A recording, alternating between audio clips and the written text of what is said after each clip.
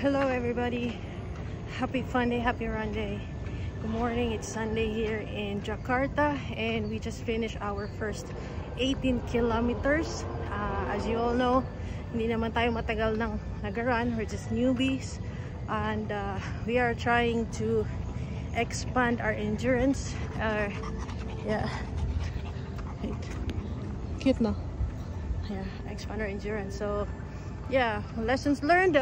Number one, be patient. Number two, stay focused on your goal, because along the way you will feel questioning yourself, no, ba't ko ba ito ginagawa or something like that.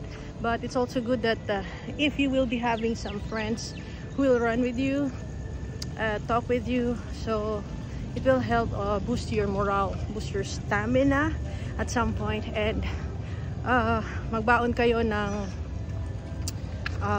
gels or anything, chocolates or sweets if you are not into low carb. Yeah, kasi pag low carb they rely on fat, so okay lang na ano yung ano nila. But yeah, prepare for your hydration, electrolytes, yeah, because your body is really screaming for the water. And later mukhang kakain tayo ng marami.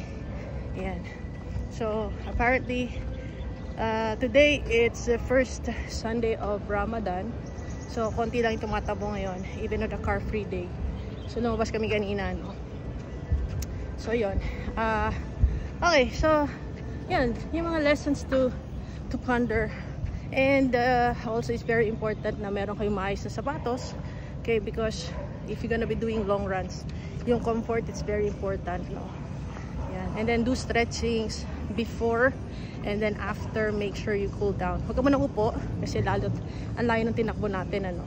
So yan, some pointers to remember. So anyway, but kami naglo-long run because we are preparing for something bigger, okay, aiming for something bigger in our running era. So with that, thank you very much for tuning in my vlog, Run Alpha Run. Please like, subscribe, yan, and share as well, okay, yon. And at the same time, just like most runners would say, one foot ahead of the other, and yeah, let's keep moving, let's keep running, yeah, let's keep running, run for more. Good morning everybody.